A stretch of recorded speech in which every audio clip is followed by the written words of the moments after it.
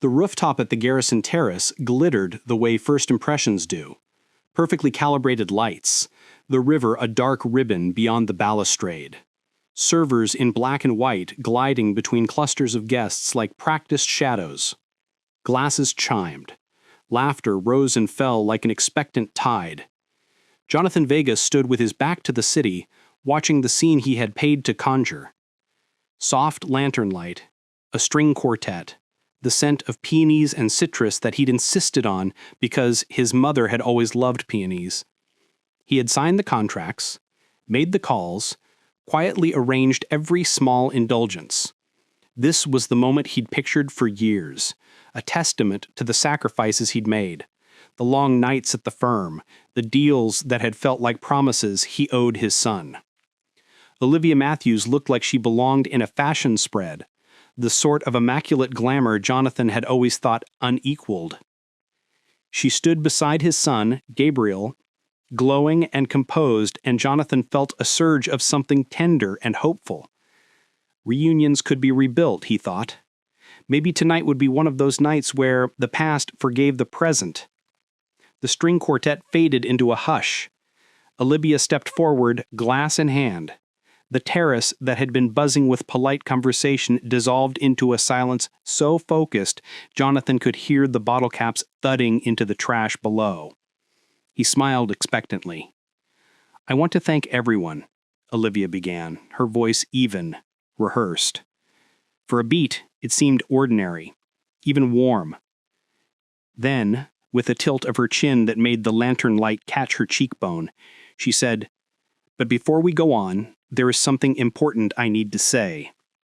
The words felt like a cold stone. "Ethan," she continued, addressing Gabriel directly, "I've been thinking about all the things that make a marriage strong. Trust, honesty, boundaries. And I think it's only fair to be honest now." Jonathan's smile froze. He felt the terrace narrow into a hallway, every laugh and toast reduced to a distant hum. "Ethan's father, Jonathan," Olivia said, and the polite clatter of delicate silverware seemed to hush itself, "has been difficult for us." She paused, and the breath she invited from the crowd came out like a gust. "He's emotionally distant, controlling. He uses his money to manipulate people into staying in his life. He's never truly been present for his son. Gabriel deserves someone who offers him more than checks." The gasp sliced through him. A man across the terrace coughed into his napkin with a look of embarrassed sympathy. A woman fanned herself and blinked at the lantern light. Another one whispered into the ear of her companion as if passing along a scandalous plot. Gabriel's expression did not flicker. It was pale and angry, but he didn't step forward. He let the ice form and settle. "You think throwing money at things is the same as being a father," Olivia said, turning and leveling the last phrase at Jonathan, "but it isn't. Real love is not bought, it is given. And we deserve someone who offers that." The violinist's fingers halted on the strings. Someone clinked a fork in a fumbled attempt at noise control. Jonathan felt all 60 pairs of eyes collect on him and tighten like a noose. The warm night air felt suddenly thin like paper. People glanced at one another, the way guests at a funeral glance for leadership, for a cue. His hands trembled. Then Jonathan heard it, a softer, colder voice that he recognized not from memory, but from the long habit of married life. Veronica's laugh. His ex-wife rose from her seat, doing nothing to hide the smile of someone who'd rehearsed for triumph. Veronica Hale, now Veronica Duvall, stepped forward with the casual triumph of a woman whose next lines had been waiting inside her.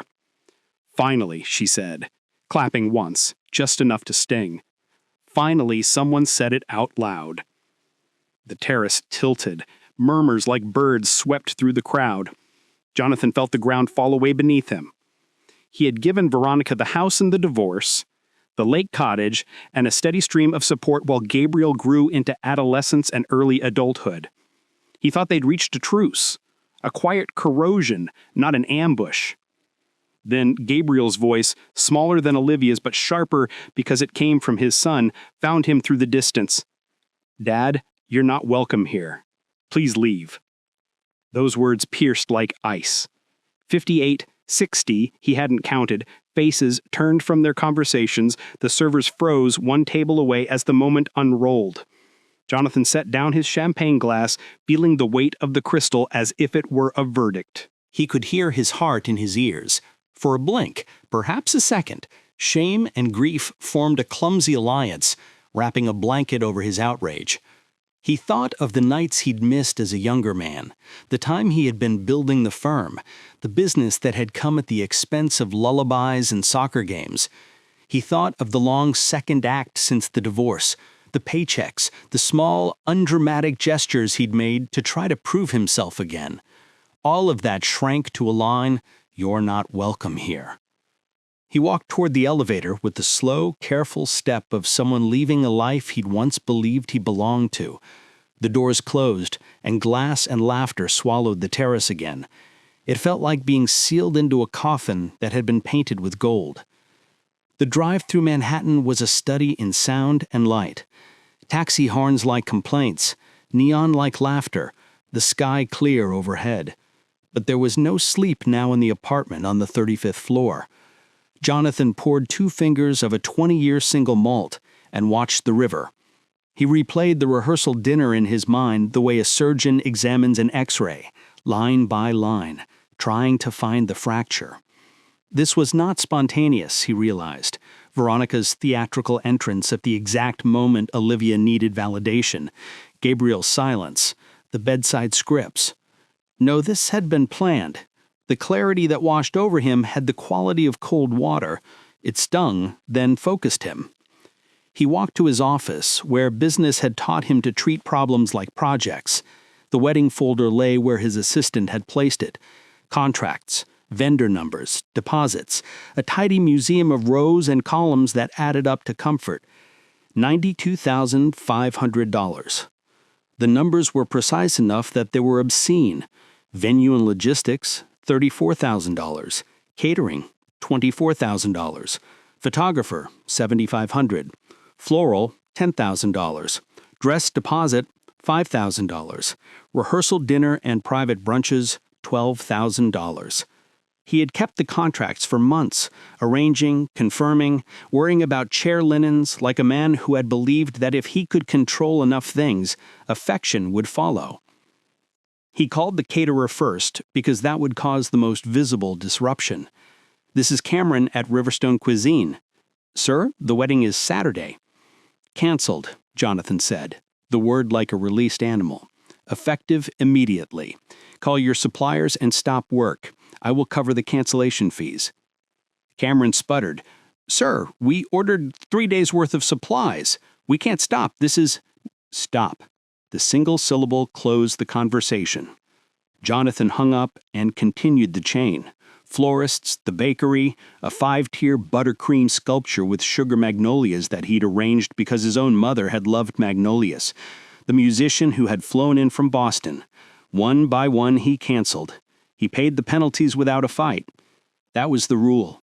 He could make people uncomfortable with money. He couldn't reduce the sting of being humiliated, but he could refuse to fund the lie that had cost him his dignity. By 2 a.m, he'd made 45 phone calls. When his phone buzzed at 3 a.m, it was a name he had not expected to see. Gabriel. He let it ring 3 times. "Hello?" Gabriel's voice was younger than the man at the rehearsal dinner, taut with emotion. "Dad, what have you done?" "Canceled the wedding. You told me I wasn't welcome, so I did what was proper. I canceled the thing I was financing." "You can't be serious," Gabriel said. The anger cracked. "This is my life. This is—" "A wedding you want. I'm not going to fund my own humiliation." Silence. Jonathan listened to the breath that comes when someone tries to filter emotion into vocabulary. "Dad," Gabriel said finally, quieter, "we can talk. We'll work this out." "Do you want me at your wedding if I'm going to be insulted?" Jonathan demanded. "Do you want me to be humiliated in front of everyone I paid to stand there?" Another silence. Then, "Sarah said you were controlling, Dad. She said Olivia," Jonathan corrected. "And you know what? If someone told you those things tonight, who stood in your life? Who was there when you had no one? I came through. I supported you, not because of leverage, but because I wanted to be part of your life. That doesn't give me the right to be treated like a stranger." And she said she was protecting me. You want someone who elevates you, Gabriel. I get that. But don't let someone who profits from your expense be the one to define the narrative. Jonathan's voice softened. "We will talk when you're ready to have the truth." The line went dead. The next morning, he set a new course.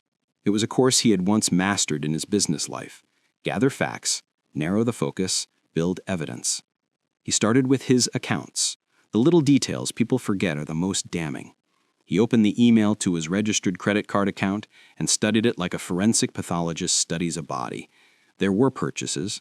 A watch at a downtown boutique for $11,600 in March, a designer charge at a high-end department store for $7,800 later that month, hotel stays that didn't match Gabriel's travel calendar, a $25,000 wire to Azuro Escapes for a honeymoon package he'd believed he'd booked as a surprise.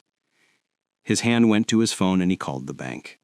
"This is Meredith at First Beacon. Mr. Vega, we noticed several high-dollar transactions outside of your normal pattern."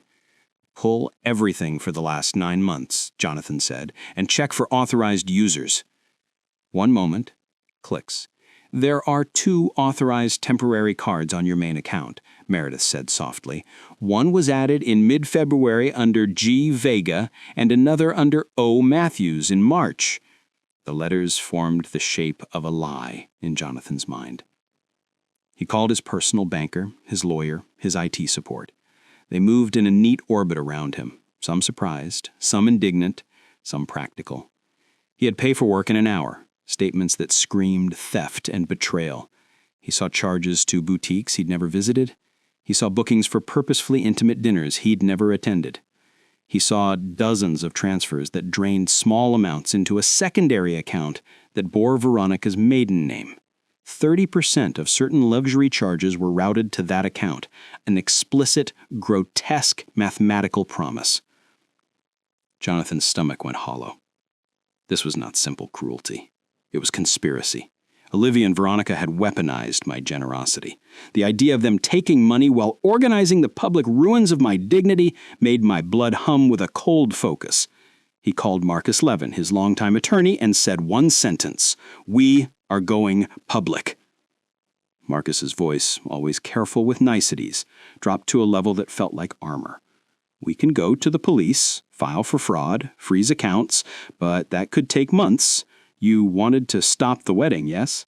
I did more than stop it. But it's about to go public. I want the truth told where it will matter, at the venue, to the guests, to Gabriel." "We'll prepare a packet," Marcus said. "Printed transactions, matching transfers, bank confirmations. We'll get notarized statements from your bank. If there's an unlawful authorization, we'll have a criminal case." "Good." Jonathan felt a steadying in his chest. "Prepare for the confrontation." Saturday arrived the way an actor arrives for an opening night. Nerves, bright air, the sense that someone else was setting the scene. Jonathan watched taxis pile up in front of the Garrison Terrace an hour before the ceremony. He parked across the street and sat with a manila folder on the passenger seat that contained 127 pages of evidence, dates, amounts, wire references, screenshots of online authorizations, and a trail of small, humiliating invoices. He had also printed emails between Veronica and Olivia, messages that read at times like schematics, and at times like quick, duplicitous jokes. "Make sure he doesn't see the receipts. He is gullible," one read. "At rehearsal, I will be there with tissues. Timing is everything. We'll mention the emotional distance." Another reply. "Worked on the weekend plan. We'll remove his name from the seating chart at the last minute." An hour before the ceremony, Jonathan walked through the crowd like a man on a mission. The staff at the Garrison, unaware of the folder in his hands, were still shocked by the cancellation notices, which read official and implacable. It took a certain hubris to try to hold a wedding without the person who had paid for it, and he relished the sharpness of the moment. He stepped into the building and into the chaos, guests circling the closed doors, the air thick with puzzled anger, a few people filming the scene on their phones as if it were a cultural event. Olivia arrived shortly after in an understated car, without the drama of a grand entrance. She looked flustered. Gabriel, younger than she had been 2 nights ago, was taut with panic. When Veronica arrived, she still wore the rehearsed smile of someone who believed in her own script. Jonathan decided to walk out into the open and let the world feel the weight of the papers in his hands. He climbed the shallow stair to the temporary stage set in front of the venue for announcements and waited until the crowd quieted enough that he could be heard. "I want to apologize for the confusion," he said, his voice steady but loud enough that phone cameras turned toward him. "But I have something important to share." Olivia stepped forward as if to interrupt, but he raised his hand and held it. Small, deliberate control. "Please," he said, "let me tell the truth." He opened the folder and began. 5 nights ago, at a rehearsal dinner, Olivia accused me of being controlling, emotionally closed, and said I was not welcome at my own son's life celebration. She convinced Gabriel to turn away from me publicly. The outrage she displayed was carefully staged. What she did not tell you is that every detail of this event was paid for out of accounts under my control. I have receipts for every transaction. He presented the first page, a credit card printout, a March purchase at a boutique in Soho for $11,600. He read the dates aloud. He held up the second page, a wire transfer to Azuro Escapes. He walked the crowd through the evidence, the way the authorized user function had been exploited, the way charges had been made, and the way 30% of those charges had been routed to an account under Veronica's name. Faces shifted as the proof landed. There was no cinematic pause where the entire world gasped in unison. There were instead small human reactions, the low hiss of someone dropping a glass, the immediate outpouring of exclamations as camera phones hungrily captured the documents. A woman shouted, "Call the police!" Some started to leave, unable to stomach the unfolding humiliation beyond the original insult. A few people approached him offering small words of sympathy. Veronica's face lost the practiced triumph. It grew pale, then white. "Stop this," Olivia blurted. Then, seeing the papers, the transfer records, the screenshots, her voice betrayed a fear that had no breath to sustain it. "You're lying. It's a setup." Jonathan kept reading. "Look, these are bank transfers. The $11,600 to Alexander & Co. on March 15th. Here's the authorization for a temporary user under O. Matthews with the IP address assigned to this venue's Wi-Fi on March 10th. Here are the emails of coordination between the two of you discussing humiliation and the timing of the rehearsal attack. This is the moment I need her to cut him off," reads one message. As the crowd considered the scaffolding to the conspiracy, Olivia's composure collapsed. For a moment, she did what people do when cornered. She tried to turn the blame away. She cried, "He always pays. He's always used his money to control everyone." Isn't it interesting that the money you claimed was control is the money you used to buy the things you wanted? Isn't it interesting that your fight about dignity coincided with charges to places I have never been? Gabriel stood frozen for a long half-minute. His face had become a map of confusion, grief, and dawning horror. Then he did a thing that made the crowd stop breathing. He stepped toward the stage and reached for the paper. He read, then, in a voice that sounded like glass, said, "This can't be true." "Read it, Gabe. Look." He watched his son read the numbers and trails he had assembled, and watched a kind of betrayal fracture inside Gabriel. There were tears and then a raw, ugly sharpness. "Olivia, why would you do this?" "I did what was necessary to protect what matters. He wasn't going to change. He was going to control us into complacency. I just opened his eyes." By taking his money and orchestrating public humiliation? By ruining his name? Why would you think that would help? Gabriel demanded. Veronica, who had been silent until that point, tried to regain control of the narrative by stepping forward with indignation. "We were tired of excuses. We had to take a stand. You all saw how you took advantage of my trust. You used my generosity as a smokescreen for theft." By the time venue security touched Olivia's arm, the crowd had fractured into sides. People streamed away with shock, murmurs running like wild threads, and phone cameras continued to greedily gather the moment. The social weather changed in an instant when a few people walked toward the nearest police precinct and returned with officers who took formal statements. Jonathan handed envelopes to the officers, printed transfers, signed authorizations, and the email thread that read like a blueprint for betrayal. 2 months later, the legal machinery would take over. Olivia would plead guilty to multiple counts of fraud and face a sentence cushioned partly by plea bargaining, restitution, and a brief stay in a correctional facility. Veronica would be charged with conspiracy and ordered to pay full restitution. The courtroom would be sober and dull compared to the rooftop spectacle, but justice would be a slow, deliberate march, and it would eventually find its steps.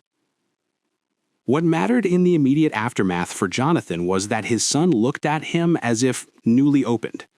That night, in a small corner of a coffee shop at 2 a.m, Gabriel's apology came out in ragged truths. He told Jonathan that he had been vulnerable to being flattered and to words that made him feel seen. He told his father that sometimes young men mistake financial provision for love, and that he'd been weaponized into proving himself against a lie.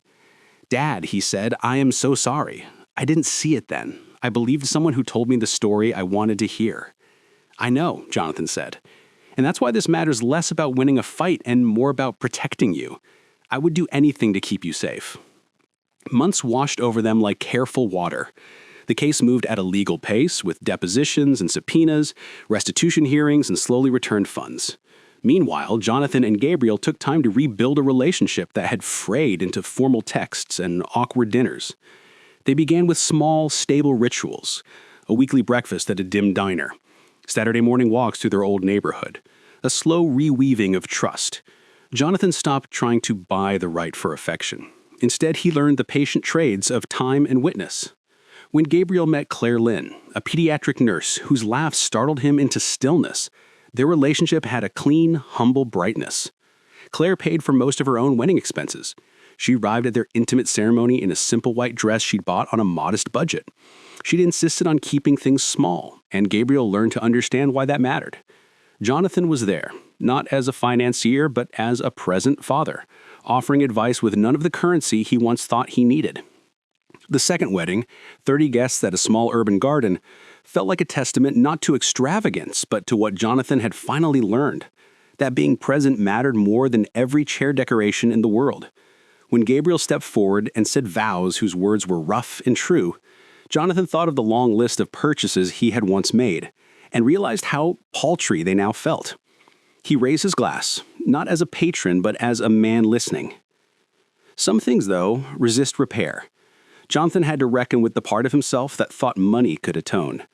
There were quiet afternoons when he sat on the terrace of his apartment and listened to the city breathe. He read books about fatherhood. He kept a list of the moments he had missed and tried to attend the ones that followed. Parent-teacher meetings, birthdays, the quiet, anxious nights when a son needed guidance. The restitution didn't heal the wounds of betrayal. That was what therapy and truth did. But because the conspiracy had been exposed, the road to repair was straighter. He also found, unexpectedly, that he didn't want revenge in the filmic way he'd imagined the night he walked from the rehearsal dinner. He had wanted the satisfaction of seeing them humiliated, yes. He had wanted to flip the script. And while he had enjoyed the raw justice of unmasking the conspiracy at the venue, something inside him had changed during the months that followed. Revenge became less a performance and more an exercise in protection. Instead of a grand climactic scene, his most satisfying moments came from his son's slow confessions of gratitude, from small acts of vulnerability. Still, life has room for the small, human ironies that feel like justice. Olivia, later at sentencing, read a letter in her defense that tried to reframe her theft as a misguided act of liberation.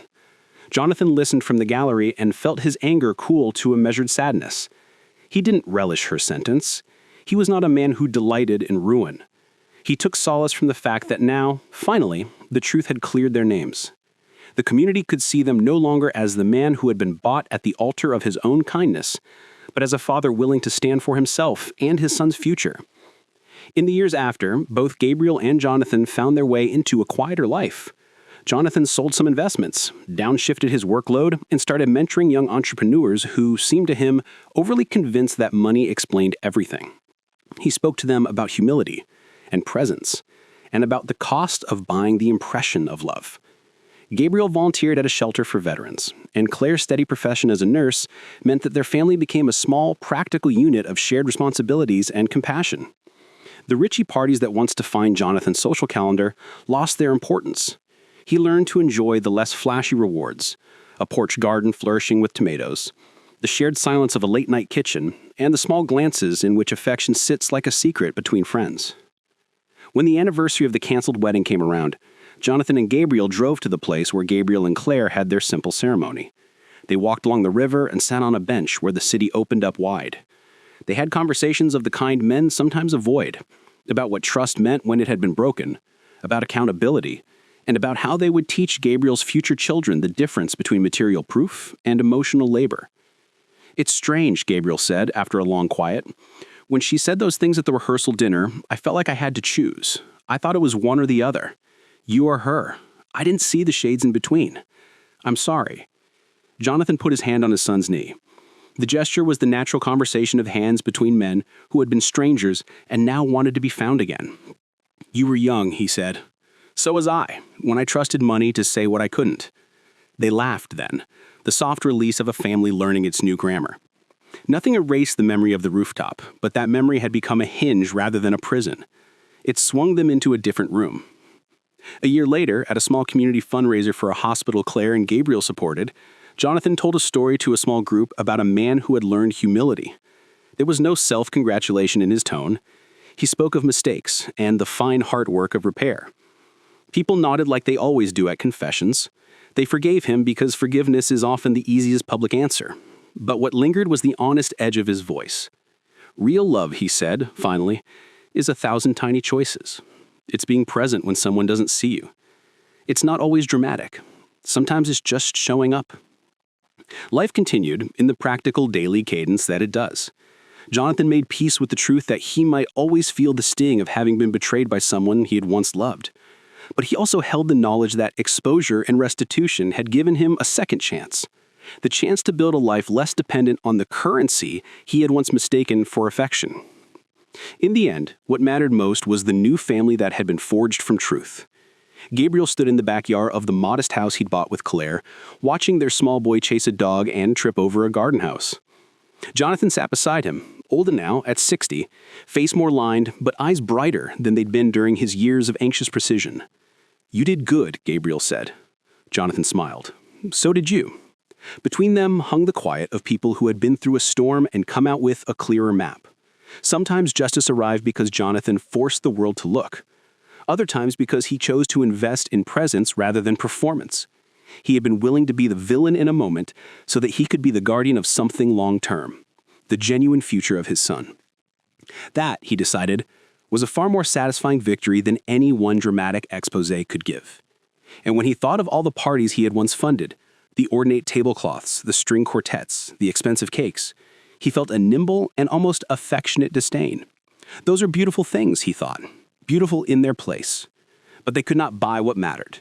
Love, trust, and the slow healing of a relationship were built in the day-to-day. They were, he realized, the only currencies that truly counted.